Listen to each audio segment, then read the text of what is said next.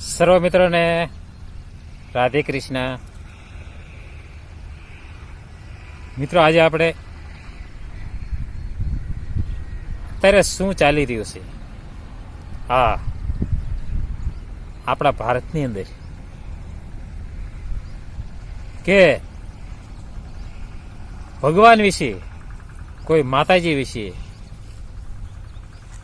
અપમાન સિવાય આપણને બીજું કાંઈ જોવા મળતું નથી. આપણે યુટ્યુબ ઉપર વિડીયો આપણે જોઈએ ને ત્યાં ભગવાનની ટિપ્પણી સિવાય કાંઈ તમે સાંભળો જ નહીં. આપણે એમ લાગે શું આ ભારત છે કે આ કોઈ બીજા દેશ છે. ઘણા આપણું પૂજનીક દેશ. પણ મિત્રો, આ એક વસ્તુ સત્ય તમને કહી દઉં કે ભારતમાં જેટલું માતાજી ભગવાનનું અપમાન થઈ રહ્યું છે ને એટલું કોઈ બીજા દેશમાં અપમાન નથી થતું. ભલે બીજા દેશમાં ઈશ્વરનું ભજન નથી કરતા, નામ નથી લેતા, કદાચ લેતા હશે, પણ ઈશ્વરનું જેટલી ટિપ્પણી થાય આપણા ભારતમાં એટલી બીજા દેશમાં નથી થતી. અને એક હૃદયની અંદર લોકોને ઈશ્વર પ્રત્યે ભાવ નથી રહ્યો કે મોટો દેખાવ જોવે છે, મોટી મહાનતા જોવે છે કે કેવા મોટા મહાન સાધુ પુરુષ છે, પણ અંદરથી એને ભાવ ન હોય એને આપણે ઓળખતા નથી. ભાવમાં કમી છે. જે કાંઈ છે મહત્વ ઈશ્વર ભાવ જોવે છે. ભાવ સિવાય તો કોઈ પણ વસ્તુ નકામી છે. આપણે કદાચ મોટી જનરલ દુકાન ખોલી નાખી હોય, આપણને પૂરતો ભાવ ન મળે ને તો આપણે દુકાન ખોટમાં જઈશ. એમ આપણે ઈશ્વર પ્રત્યે ભાવ ન રાખવી અને કદાચ મોટો ભેખ પહેરી લેવી તો પણ નકામો છે. જે કાંઈ છે ઈશ્વર અંદરના ભાવ જોવે છે કે ભાવ કેવો છે. કોઈ આજે ભજન, આપણે ભજન કહે ને કે ઈશ્વરનું ભજન કરવું પડે, તો કયું ભજન એ લોકોને એ સમજાતું નથી કે ભજન કયું ભજન. કોઈ આપણે આ મોટા પ્રોગ્રામો થાય એ ભજન નથી મિત્રો. એ તો એક આનંદ છે. એ તો માણસને એક આનંદ આવે છે અને એ ભજન નથી. એમાં ઈશ્વર તરફ વળ્યા એવી વસ્તુ નથી. ઈશ્વર તરફ વળવા એ એક અંદરનું ભજન છે.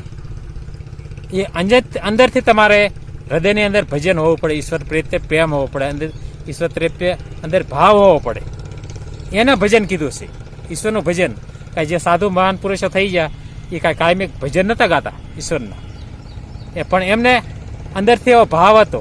ભજન એટલે ભાવ. એવો ભાવ હતો અંદરથી એમને. એને ભજન કીધું છે.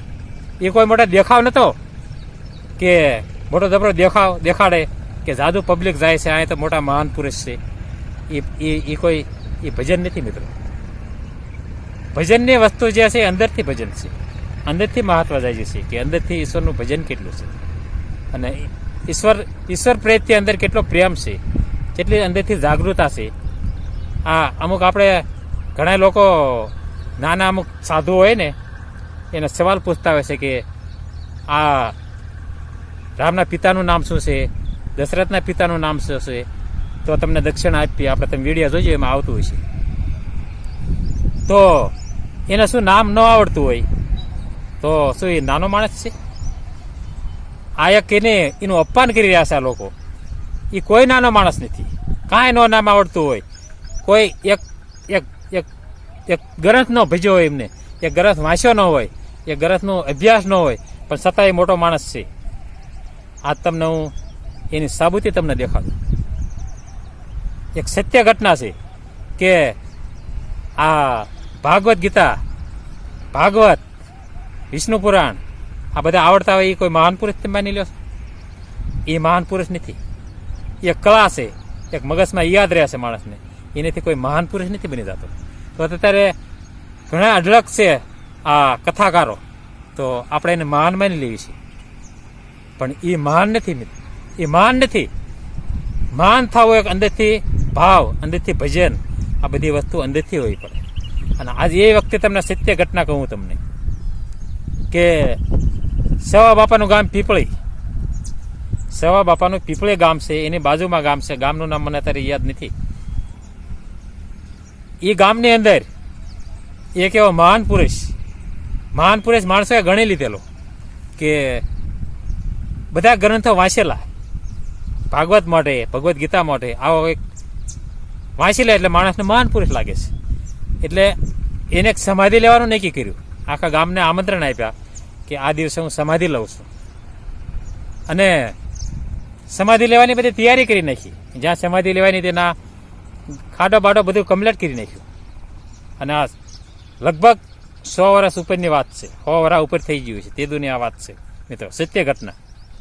અને આખા ગામને નોતરા આપેલા. આખું ગામ આમ ગલાલ અબીલ ગુલાલ ઉડાન મજીરા તબલા બધું વગાડીને ભજન કરતા કરતા જ્યાં સમાધિનો ગાળવાનો જ્યાં ખાડો ગાયો હતો ત્યાં પહોંચ્યા. હવે ત્યાં જ્યાં તા એ માણસ હરપાઈ ગયો. મહાન પુરુષ ગણતા એ માણસ હરપાઈ ગયો કે એને બીક લાગી દે અંદરથી કે મારે સમાધિ નથી લેવી, કે મારે આ રીતે નથી મરવું. આખા ગામના પબ્લિક ભેગા થયેલા, આખું ગામ આખા ગામને આમંત્રણ આપેલું. અને બધા લોકો તખત પામી જાય કે આપણે આમાં આબરૂ શું, આપણે આબરૂ શું કે આપણા આખા ગામની આ સાધુએ આબરૂ કાઢી. એટલે ભજન કરેલો માણસ. આ બધા ગ્રંથો બધા મોઢે હતા, બધું એને મોઢે હતું. ભગવદ્ ગીતા મેં હમણાં તમને કીધું નહીં, આ બધા જાણકાર બધાને નામ એને આવડતા હતા. પણ છતાં આખા ગામની આબરૂ એને કાઢી. કોઈ આખા ભગવદ્ ગીતા મોઢે આવડી જતું શું આપણે મહાન માની લેવા? નહીં મિત્રો, એ કોઈ મહાન નથી. એક સામાન્ય માણસ છે. અને જેને અંદરથી ભજન હોય એ માણસ મહાન છે. ઈશ્વરને એ ખપે છે. અંદરથી તમારી સુંદરતા હોવી પડે કે તમે અંદરથી કેવા સુંદર છો. ઈશ્વર એ જોવે છે, બહારની સુંદરતા નથી જોતા. પછી આખો ગામનો માણસ તખત પામી ગયો કે કરવું શું. હાનનું ટાણું હતું. એ સમયની અંદર જે એક માલધારીનો માણસ, માલધારી વ્યક્તિ અને આયર સમાજના, અને ત્યાંથી પ્રસાદ થયા માલ ઢોલ લઈને, અને કહે છે કે આ બધું શું છે, એટલા બધા આપણું ગામ કેમ ભેગું થઈ રહ્યું છે? તાકે આપણા ગામના સાધુ નહીં કે એમને સમાધિ લેવાનો કે નિર્ણય કર્યો હતો ને કે આ બધી તૈયારી કરી, બધું કમ્પ્લીટ થઈ ગયું ને કે ના પાડે છે કે મારા સમાધિ નથી લેવી. કે એ મિત્રો વાત સાંભળજો.